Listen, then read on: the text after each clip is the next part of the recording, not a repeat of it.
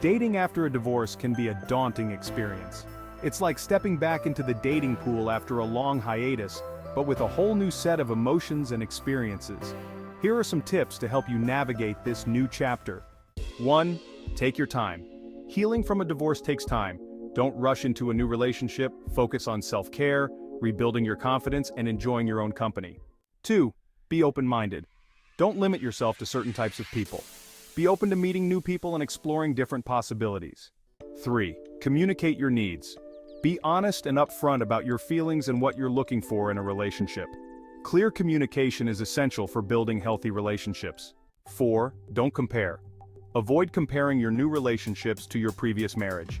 Each relationship is unique, and it's important to appreciate the differences. 5. Be patient.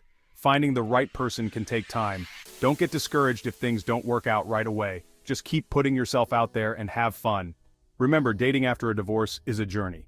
It's okay to make mistakes and learn from them. The most important thing is to enjoy the process and trust that the right person will come along at the right time.